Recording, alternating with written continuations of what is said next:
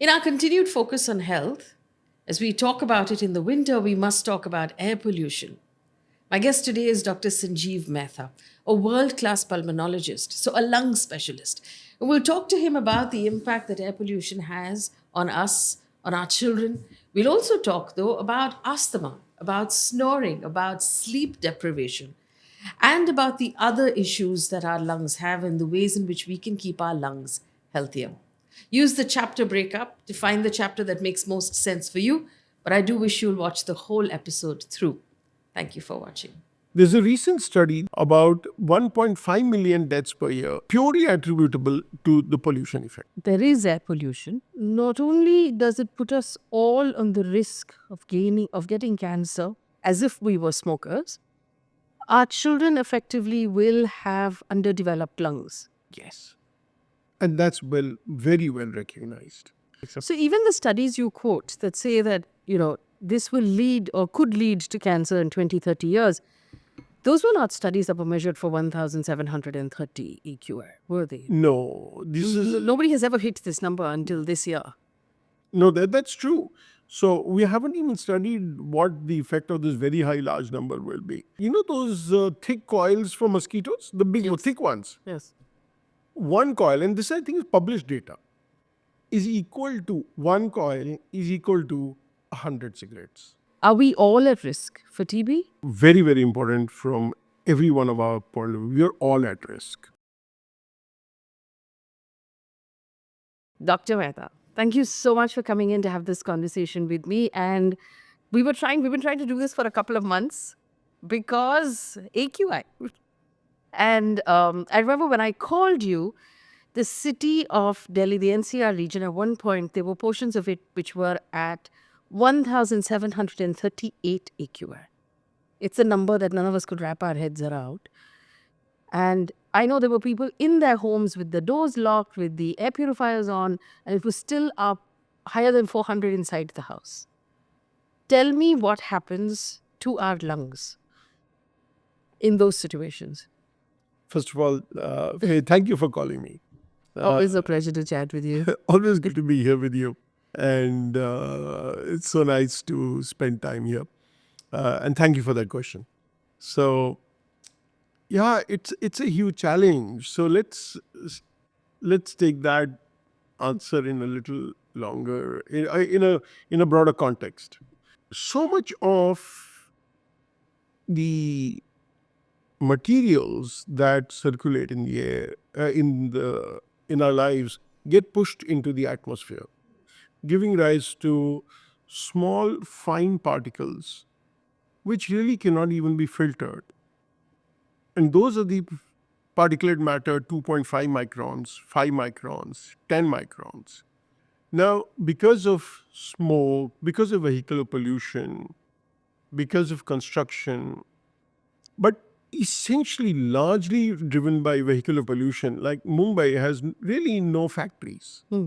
So really not much of no crop burning, but yet very bad EQI. So I think crop burning and biomass fuel and vehicular pollution. We have refineries though. It's a little bit on the side, but yes, absolutely. So all of this throws particles into the air, which then reach a certain concentration, which is known as the air quality index. So that's what you referred to. Before I get into the impact of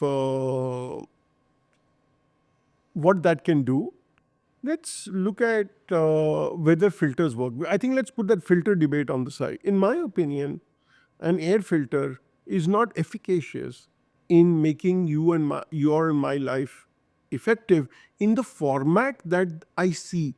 So if it is standing in a room, filtering the room, I'm not so sure it works because I've asked for data, I haven't got it. Do they work? If they're in a pressurized room, like in our operation theaters, where we use these high efficiency particulate filters, the HEPA filters, they are putting air from outside, completely filtering it under high pressure and then escaping out so no air comes from outside.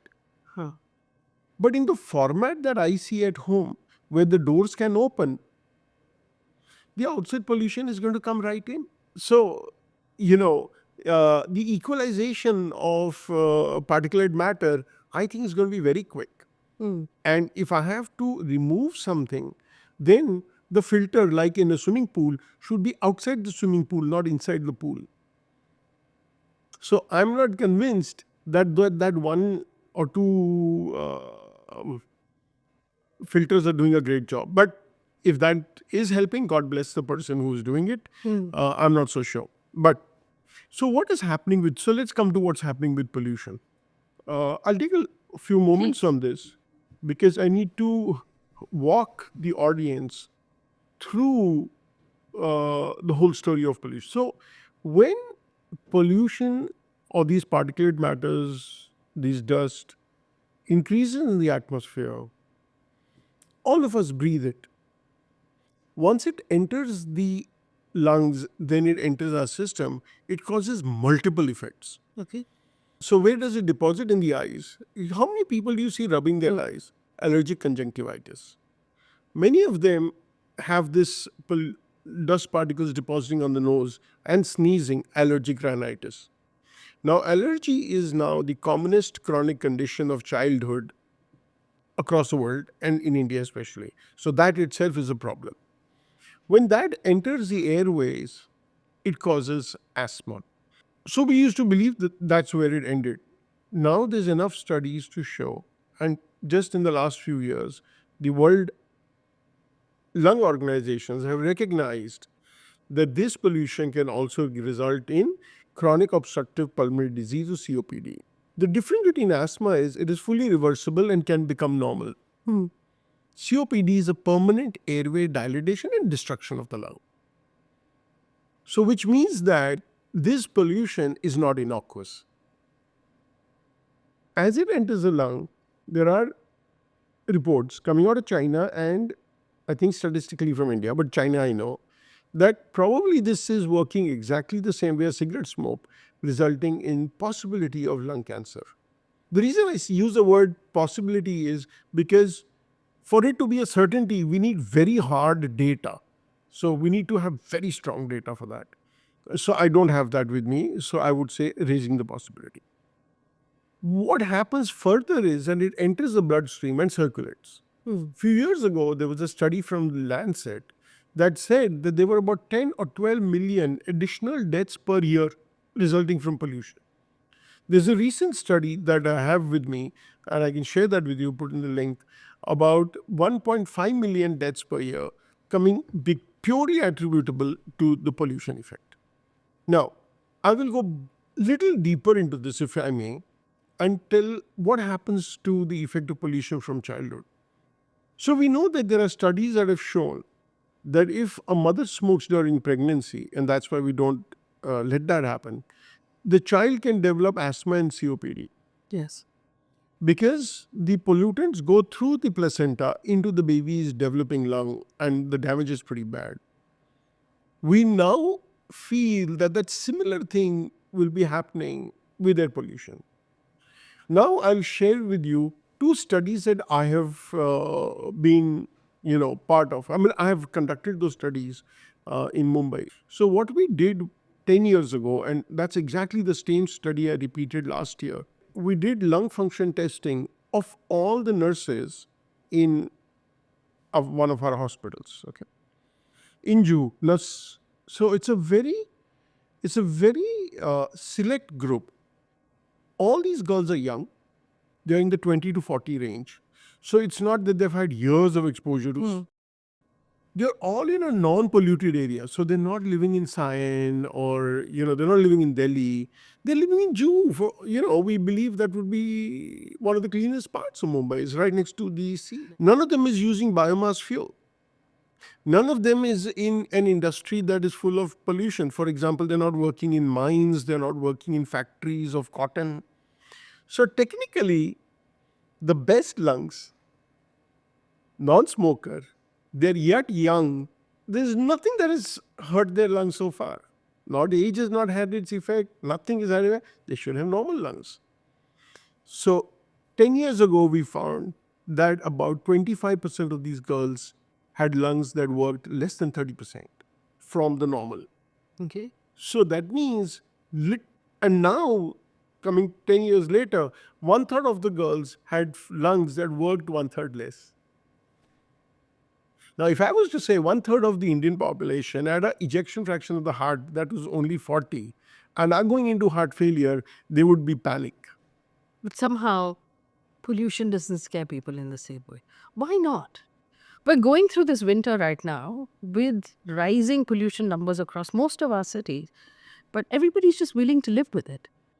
So my experience as a doctor is when I tell patients that, so you have an allergy, and that you're having difficulty because you're chronically coughing, and they would say, "Tell me, what can't I eat?" I said, "Food has nothing to do with it." Then what has? And I tell them, "It's the air that you breathe." "Oh, that's fine." I say, "It's not fine. But what can we do about it?" So I think there's a feeling of resignation that this is something I cannot do anything about. I have to breathe tomorrow morning. So I have to breathe all the time. But so there's a deep sense of resignation, failure to do anything about it. And it's just a despondency, I think. So, what you're saying to me effectively is that when there is air pollution, not only does it put us all on the risk of getting cancer as if we were smokers, our children effectively will have underdeveloped lungs. Yes. And that's very well recognized. So all the children we are raising in cities with air pollution will have underdeveloped lungs. It's a very high risk. And I told you my study with these young girls, at the age of 20, 25, they're 1/3 lung capacity less. 50% of them had of number which shows air breathing in, bronchitis kind of Yes. thing. 50% of them had something to suggest bronchitis. Is there a limit beyond which you believe the air pollution is now untenable? Or The limit was the limit is 25 years ago. What is that number in your mind, though? I mean, I would go by the, WHO statistics, between 50, 60 or something. I was mentioning to you, I was in New York some time ago, 2 months ago, and the AQI in Manhattan was about 20, 25. That's a number we need. Even they, Technically the most congested part of their country. yes. And they're complaining about pollution.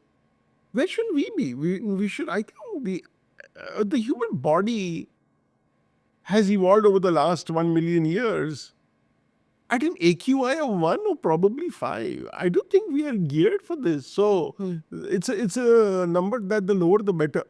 And it's probably be healthier at 40, 50 or somewhere there.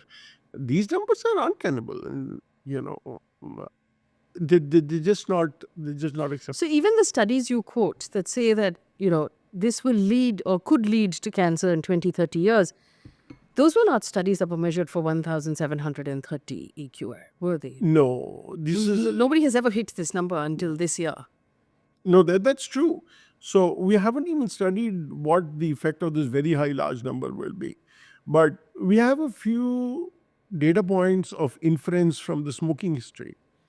And we do know that the heavier the smoking history, the more likelihood that there will be smoke-related damage. And again, if I was to extrapolate it from smoking, where we have fairly good data, because the data set is well established, then we know that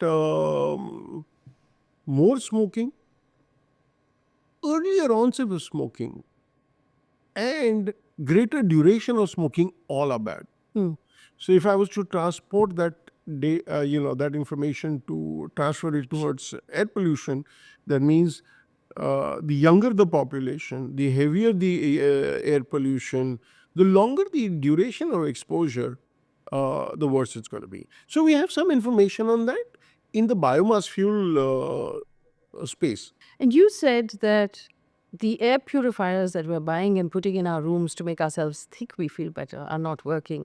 So what will work? So I may run into difficulty with the air purifier companies Yes. with that. I said, I don't have data to show that they work very well. Now, your question was, what else can we do?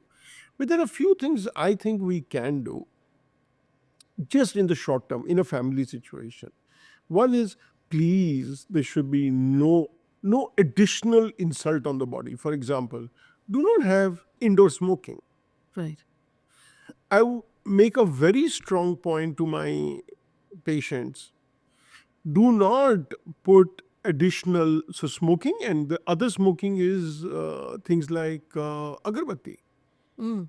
I don't think in a closed environment I would recommend an agarbatti, because now, which agarbatti everybody uses at home is these mosquito repellents. Mm. So a study done by my colleague in Pune had shown that, those thick coils for mosquitoes, the big Yes. thick ones, Yes.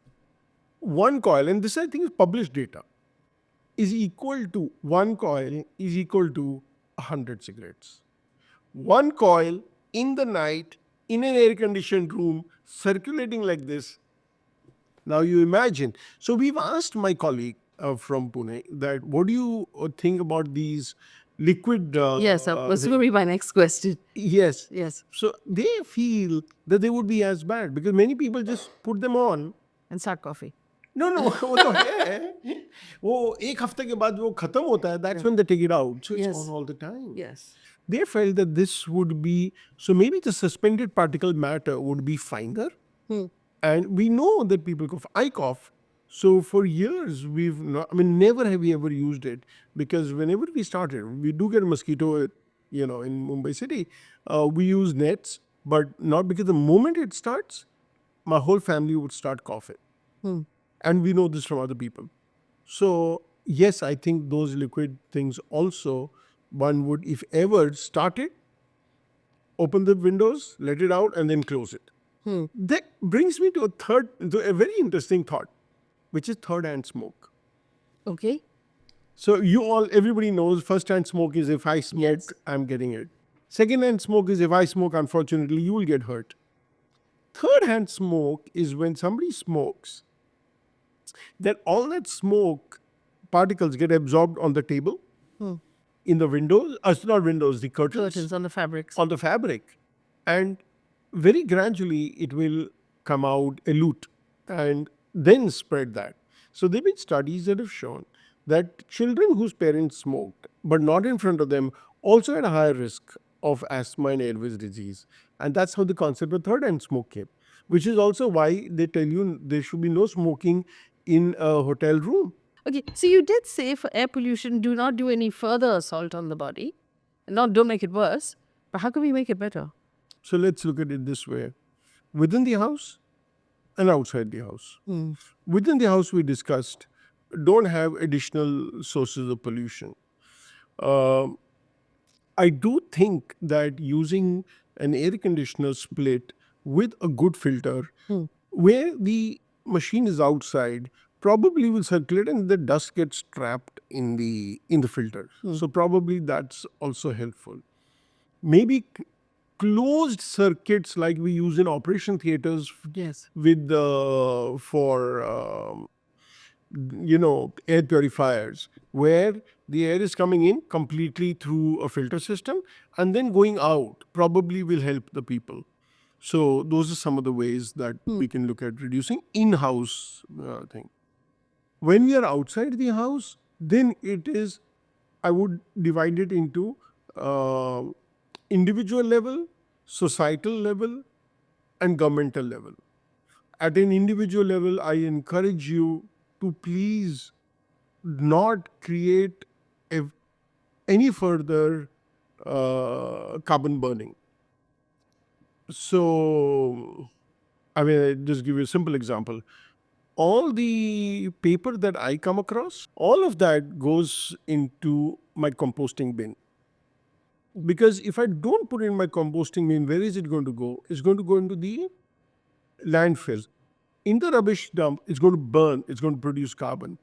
In the compost bin, it is going to produce food. Completely diametrically, it's going to produce green. So completely diametrically opposite.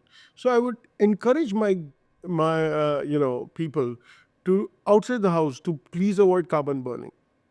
Also, then we need to then get at a societal level into structural modifications of society. In the rural society, there's a lot of crop burning. Now, we can't bash the farmer, but we must help them by giving them equipment to not burn plants. So that's, we need to also at a societal level work towards smoother flow of traffic. I mean, I give this example and I usually say this at the end, be the solution, not the problem. You'll see in a simple road, like say even Linking Road, all these fancy stores, each of these cars, which is so very fancy, very rich people, and they will do double and triple parking. Yeah. Because the owner does not want to walk 10 feet. So there'll be not double, but there'll be triple parking. The backup traffic over 3 signals is 1,000 cars. Now 1,000 cars producing pollution, each car is stuck for 10 minutes. You do the math. So, many a times you'll just see the traffic is stuck because just 2 stones are out of position in the thing. The whole traffic is backed up. So there's a lot of things.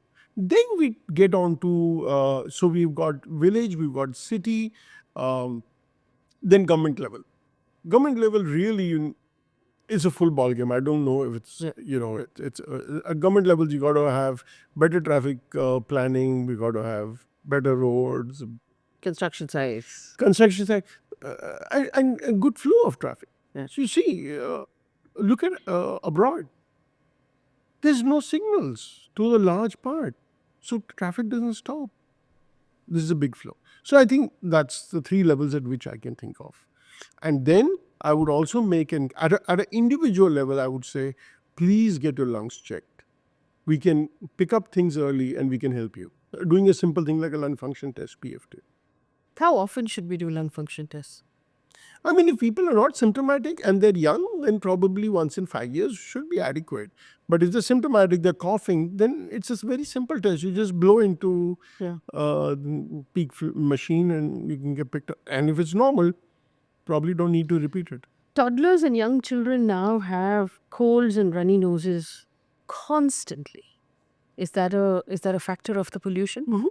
So chronic allergy is now the commonest condition of young children. And that's because of environmental pollution, sure. So if we have children who have runny noses and colds and, sneezing all the time, that means we're exposing them to air pollution that will damage them over a period of time. So I will answer one more thing to that. I'll add one. So first of all, absolutely. So we need to help them and, take care of them. I'll say 2 things over there. One is there's a big misconception by elders, and not wrong. They think that, they stop their chocolate. It's not really food related. Most of it is environment related. And the second thing is you need to get to your doctor and recognize it early. We see children. I had one child who at the age of, I think, 11 months, I actually counted the medicines. That child had taken 131 medicines till he had reached 11 months of age. We stopped everything and just put him on one antihistaminic and the child was well. So recognizing it early. I'm sorry for interrupting you. How could you tell the difference between a cold that is a contagious virus that the children are passing to each other in play school or an allergic reaction to an environment? So there are ways to make out. Usually a viral cold would come, 1 with fever. Okay. 2, body ache. Many a times it will come with some yellow kind of nasal discharge or phlegm. Usually the allergy is only, just a little irritating running nose and a little bit of cough. Other things are flu will usually last 5 to 7 days. Whereas, so like how I picked up that child was, if you're continuously ill for a year, you could not be getting a new virus every day. Yeah. It had to be something that was persistent, and the only thing that persists is allergy. So that's when you need to log. The other thing is history. If the parents have had allergy and are asthmatic, then that helps you to think that this child could be getting it. What is the difference between asthma and COPD?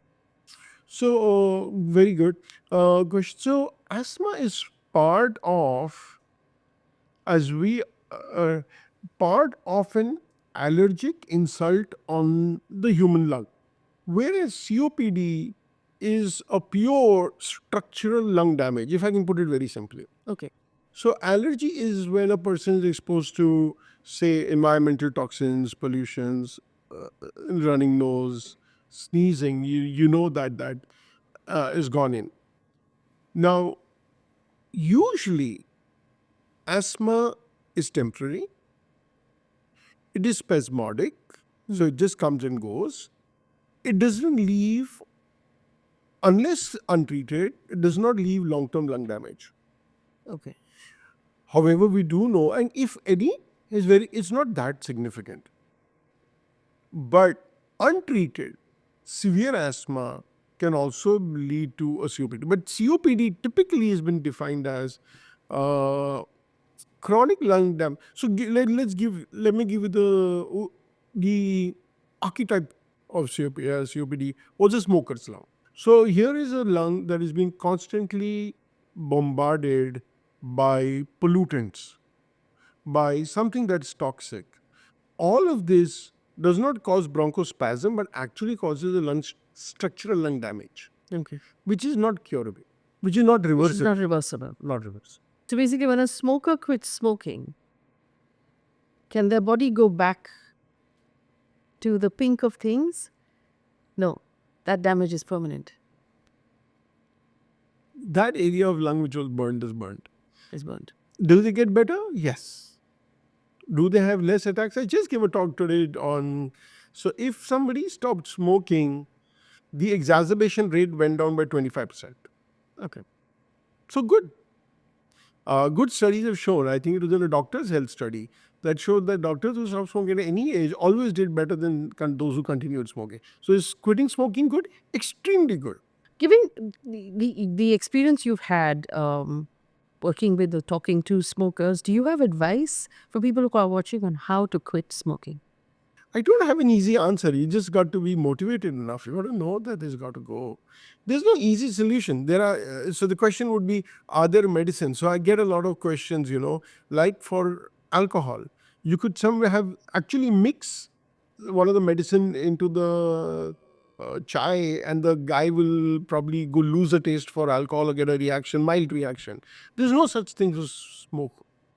So you just need to work in a family, get the person motivated, and then come to the doctor. We can help you, but the initial process has to start from the smoker side. It's a very bad addiction, but it has to be done. There's no solution, easy solution. And how bad is the addiction? I mean, I'm not going to take names, but just yesterday, I met somebody whose family member had been detected that morning for a cancer in the lung. So I told the family members, I said, you know what, I'm sorry to hear about this, but I hope you stop. And you know what they said? Doc, we're going to think about it. I mean, if that didn't hit somebody, you can imagine how strong is the addiction. So it's a problem. We just need to work on it. But programs such as this, awareness that you're creating, will go a long way. People believe in you, people trust you. So I hope they'll listen. And I hope so too. Quit smoking today. The other area, though, and I'm changing gears, the other area that I know you've been working a lot on is sleep. And we've had more and more now research on why sleep is important, how much sleep is important, at what time of the day. But the respiratory aspect to that is snoring, sleep apnea, where you're sleeping the requisite number of hours, but you're not getting that benefit. Very simply, what is the difference between snoring and sleep apnea? Is all snoring sleep apnea? what happens during snoring is that the breathing passage gets narrowed over here. So the tongue during sleep falls back. The uvula falls back. As one relaxes in sleep, they compromise the breathing passage. We all know that when air passes through a narrow space, like in a whistle, Yes. depending on what is there, that will vibrate. And that vibration makes a sound.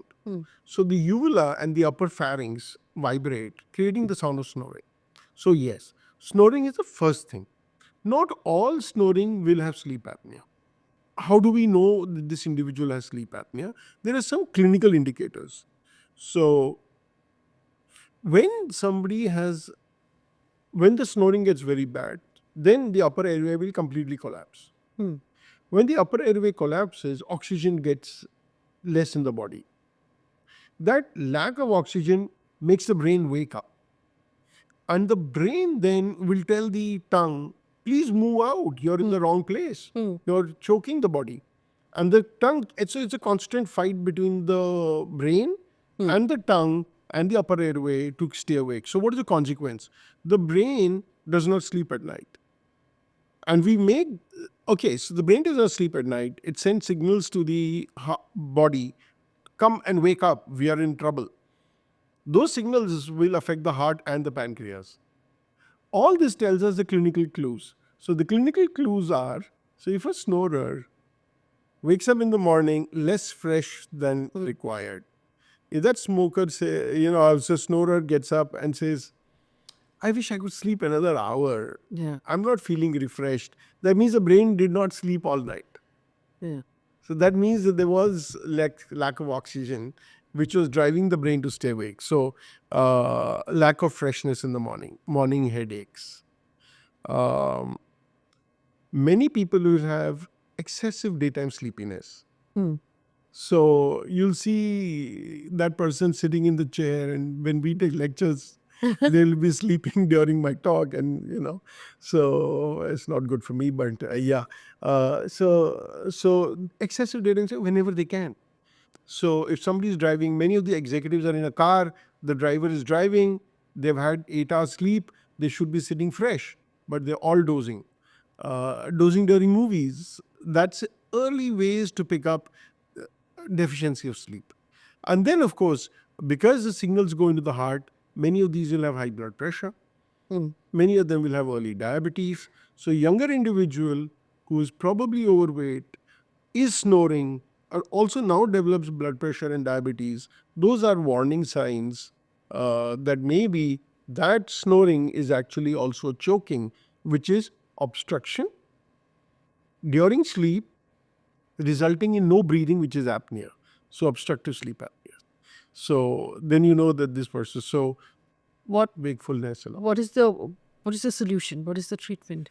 Okay. So Once you've noticed that, okay, this individual has all of these symptoms, what happens next? So again, this is a slow harming condition, much like mild hypertension. So people don't feel any negative effects for a long time, unless it really gets. So I've had people who drive and sleep, right? So that's why That's dangerous, internationally, every pilot is supposed to have a sleep study because you don't want them dozing in your flight.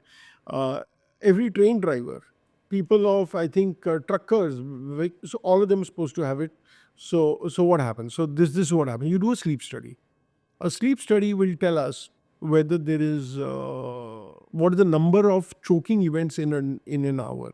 Less than 5 is normal, 5 to 15 is mild, 15 to 30 is moderate, and more than 30 sleeping events is severe.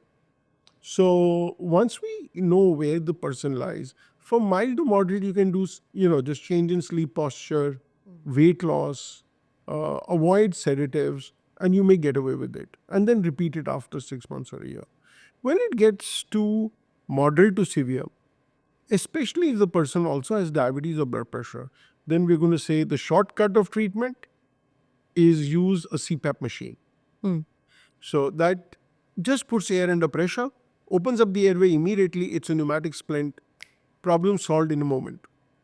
In the longer term, it's going to be exercise, weight loss. So you mentioned weight loss twice. Is snoring caused completely by weight gain? Not complete. And so is that the solution then to reverse that? You should. One should look at weight loss. But, we've had people who've been very lean and had snoring. So it's not 100%, but weight gain is one of the risk factors for snoring. How do we look after our lungs so that they're healthier for longer?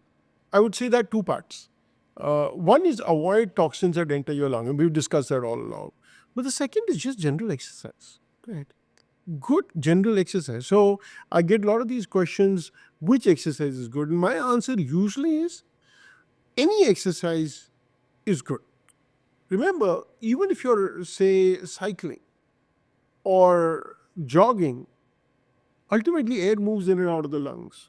So if for a normal individual, any 20 minutes of good exercise is very helpful for the lungs, preferably in a clean environment, which is not going to take pollution. So there was some study that showed that if you did cycling on the roads of Delhi in winter, you probably were worse off. You're worse off than just sleeping in. Yeah. Breathing exercises, pranayama, things like that. So there are talks about it. So we've looked at it. So I think there was an ICMR study that looked at doing these pranayama and these exercises.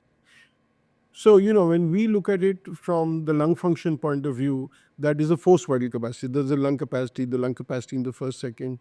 I don't think that made any difference on any of them, but it did make the person feel better.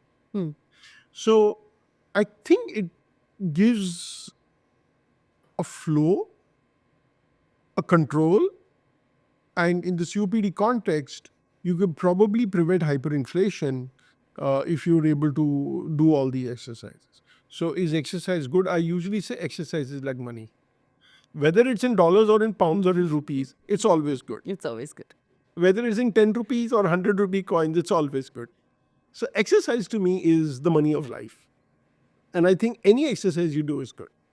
Swimming good for children to improve their lung capacity? Another good one. So, in my experience of all the sports, the only one that I have found children getting running nose is swimming. So, everywhere, if you look at the world literature, they say swimming is great. So I thought about it, and I have a bunch of children who are swimmers, and I encourage them. But what I do tell them is that please try to swim at a time when it's not very cold. And when you come out, please dry yourself for especially hair. So ladies, girls, I tell them you dry yourself. So I don't think swimming is bad. As an exercise, it is great. Just maybe the chlorine, maybe the cold when they swim at 5 in the morning, those real professional swimmers. And then drying yourself appropriately. So would I encourage swimming? Yes. If that is your sport, go for it. I know you also treat allergies, and my understanding is that at least in urban India, there's been an increase in allergies, food allergies, environmental allergies. Are we exposing ourselves to more, pollutants, to allergens? What's going on? So let's dissect that a bit. Sure, I think there is some form of food allergy. But before I get into answering food allergy, I'd like to talk to your listeners a little bit about the difference between food allergy and food intolerance. Yes, please. Now, food intolerance is the absence of an enzyme that digests that food. So, lactose intolerance. Yes. So, child, when we are all born, we all have the ability to digest the lactose that is in the milk. Over time, because evolutionary wise, we are not supposed to be having milk after a certain period of time. As part of the evolution, you lose that enzyme to digest lactose or milk. Such individuals later in life, now when they have milk, they will get bloating and distension. Now that is intolerance, not an allergy. Both appear the same way. You feel uncomfortable after a food, but that is intolerance. So if you know the food, for example, wheat, celiac, It is intolerance to the wheat. It's not an allergy. Whereas an allergy is a different reaction. It's an eosinophilic reaction which can be treated by just antihistaminics or avoiding that food. So, of course, avoidance in both. But usually, food allergy will be that when the person has that, the one we recognize is the person will come like it's the same as drug allergy. You get rashes, dots, these red spots. Some of them will get a difficulty in breathing. Yes. The asthma attack, the complete anaphylactic reaction. That, fortunately, is not very common in the lay public. Is it there? Yes. Partly because of increased use of coloring agents in food. So, coloring agents drive a lot of the food allergy versus the intolerance. Can somebody be allergic to food? Yes, but let's talk about the. I'll give you an example to talk about the food color. So I've had a couple of children who come to me and say, when I have butter chicken or butter paneer at home, I'm fine. I have it in the hotel, I'm uncomfortable. I get a breathing difficulty. So it's a color that is in the food. So that's the coloring agent. Now, why I tell my patients to be very careful about this is I do not. So it's usually we get these asthmatic children come to us and the parents would say, "हमने ये सब बंद कर दिया." Now, my thought is, and this is a very serious thought, is that I can treat his allergy, but I cannot treat the defect that you've created in his mind, telling him he's a defective piece. It's not common. So if 1 out of 1,000 will have chocolate allergy, 1 out of 1,000 will have, say, a chicken allergy, 1 out of 1,000 will have, ultimately it's 3 in 1,000, but each person has only 1 in 1,000 chance. Yes. So I don't stop people's foods unless I can be sure that when he had that food item, they definitely had a reaction. So one should do a very detailed analysis before you come to the conclusion. Common food allergens are, say, again, that is at 1 in 10,000 is fish, shellfish, occasionally chicken. In veg, we see with one I've seen repeatedly is allergy to chana. Do we have medicines for it? And answer is yeah. So since you talked about allergy and we didn't discuss it earlier, I want to give big hope to my asthma COPD allergy patients. We now have drugs which can completely, which significantly, I would say even completely remove the allergy. So these are biologics. Okay. Okay? So these are biologic agents which we've been now with us for about 15 years. So where do we use them? We use them. So I have these individuals. So who are constantly running nose, sneezing, have no nasal sprays, have lung sprays, have to keep taking tablets of steroids. Those are my really severe allergic asthmatics. When we switch them to biologics, these are these injections which either remove the eosinophils from the system or they remove the IgE from the system. Lo and behold, allergy gone. So I give you the example. One of the first patients I used it probably now 15 years ago or more when they were just introduced, is this young boy came to me because he had an allergy in the eye and he was losing his vision. So he went online, was very smart. Somebody in Germany told him, this new biologic has come, you may consider doing it. So he came to me because he had heard that I was doing it. And he incidentally had chronic allergic rhinitis. We talked about food allergy, severe asthma. He was on inhalers and very severe, such severe food allergy that he went to Thailand and they were cooking fish or prawns in the neighboring stall. He got an allergic reaction. So severely allergic. He could not eat bread. Now we started giving him injections for his eyes. We were really not worried about the rest of it because the eye we wanted to save. A year later into his treatment with his biologic, he comes and tells me, Dr. Mehta, I don't need my inhalers anymore. I don't use my nasal sprays anymore. And guess what? I can now have dread. So severe allergy has a treatment. So the question is, why is that not first line? Because of the cost. Okay. So you have to take an injection. It costs 10 to 12,000 now. Used to be 28,000 a shot. The imported ones yet cost 30,000. So we don't use it. But in a patient who's really severe, there is hope. I hope, I've really talked badly about smoking, pollution. I think we should go with hope. We should go with hope. So there's good hope. The medicines for asthma, COPD, very, very good. So there's good hope. I would also ask you about pulmonary fibrosis. What causes it? What happens when someone gets diagnosed with pulmonary fibrosis? So thank you for that question. I think there's a lot of misunderstanding about pulmonary fibrosis. So if I ever tell a patient you have pulmonary fibrosis, they'll immediately go to Google, look at interstitial pulmonary fibrosis. Oh my God, Yeah. I'm gone.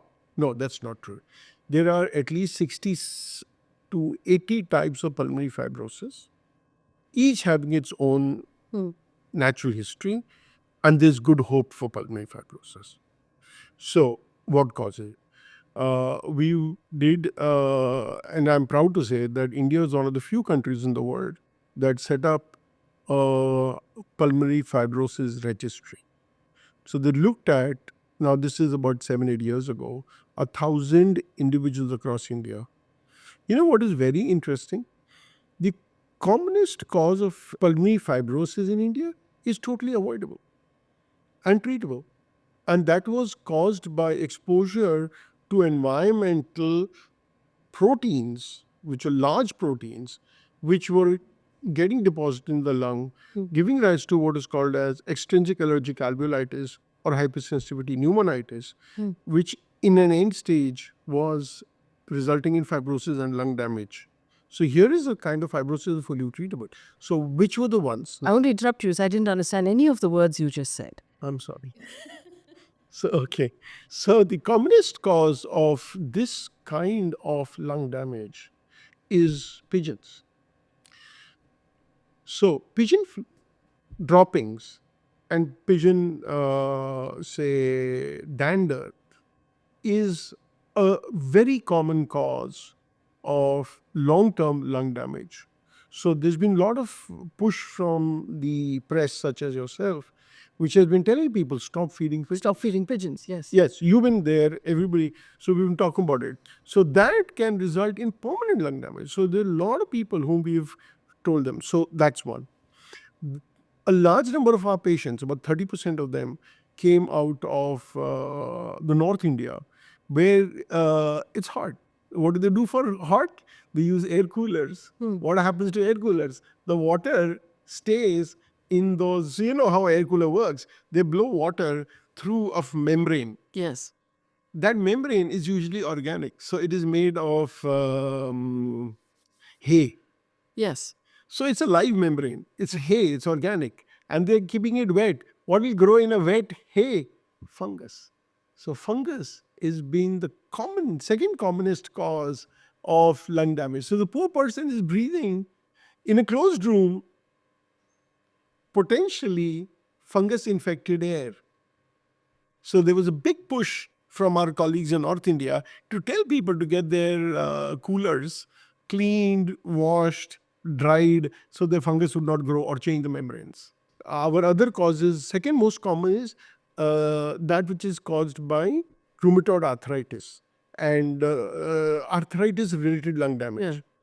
So what happens in arthritis is antibodies are made against the joints. The same antibodies will affect other tissues, one of which is being the lungs. So people who have arthritis, all good arthritis specialists will tell them, also look at the lung.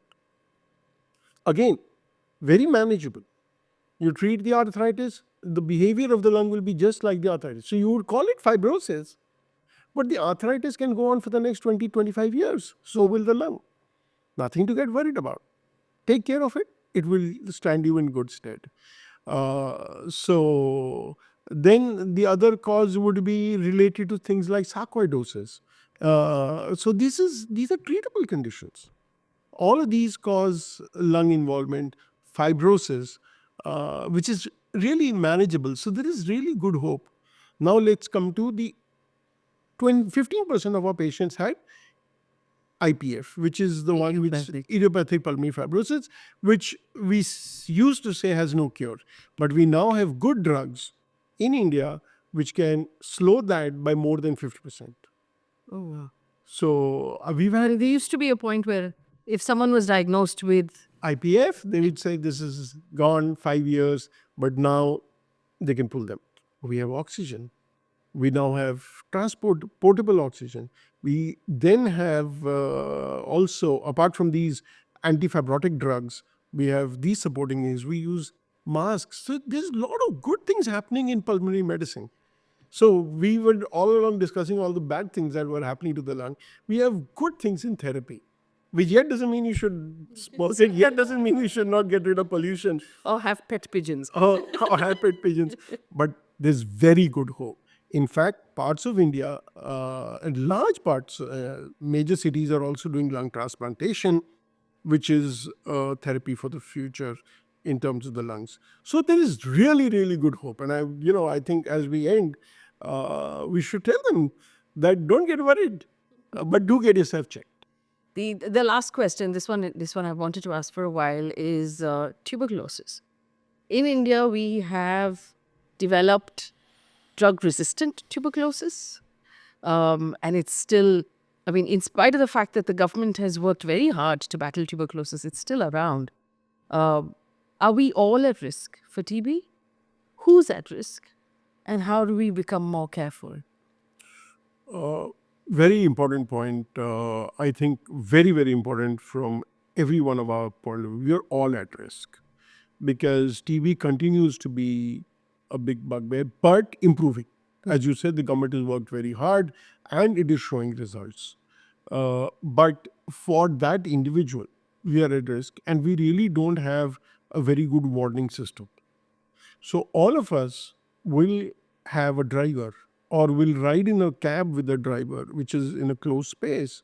And if that person has TB or resistant TB, he or she is coughing. And if that cough will come to any of us, especially your own drivers. See, it is said that you need a certain amount of exposure over time. Now, nobody knows how much is that, but it could be a single exposure, it could be prolonged, but more prolonged exposure. So yes, we are all at risk. Our house helps, and we keep seeing them from time to time. People with poor immunity, people who had in the earlier days, HIV is making a comeback, I'm told. So people with poor immunity, people who are on steroids, people who've had long-standing poor immune systems, exposed to various other ways to reduce the immune system. So yeah, so they're all at risk, and if we are exposed to them continuously, then so how would you avoid it? So if you have somebody, and many companies are doing this at the time of taking the staff, they would at least do an X-ray. Right. So And tuberculosis is detected by X-ray. yeah. See, pulmonary TB, which is at risk to you and me, is so TB can affect anywhere. It can affect the nails to the brain, to any part of the body. The one which exposes the other person to risk is a lung TB, which can be picked up by an X. So if you are hiring somebody, or if you have somebody who is coughing, then I would get an X-ray done, which is very sensitive to pick up an X-ray. Means it can pick up a problem very quickly. Then treatment. So there are very good therapies. Our tests have improved. See, we're doing well so early detection is very simple now with these gene molecular testing. We can get resistance testing, and I hope through this medium of your talk today, we'd encourage patients. So earlier what would happen, you got a patch, you may start TB treatment. But now we don't just start TB treatment, we get the testing done, we get the sensitivity.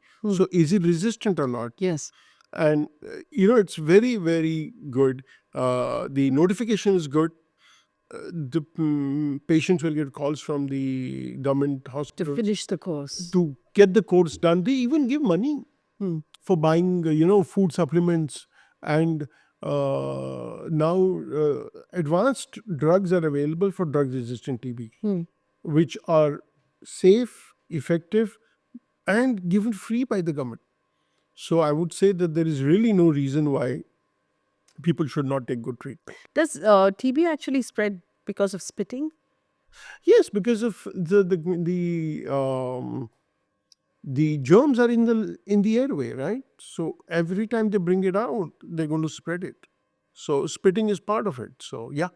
All right, Dr. Mehta, thank you so much. And I'm sure we'll have a lot more questions from our audience in our comment section. So I'd love to sit down again with you sometime and do a follow-up Sure. conversation. Always a pleasure. It's great to see you, and always happy to help. I mean, I hope this has been of some help to It's been brilliant. Thank you. humankind. Thank you very much.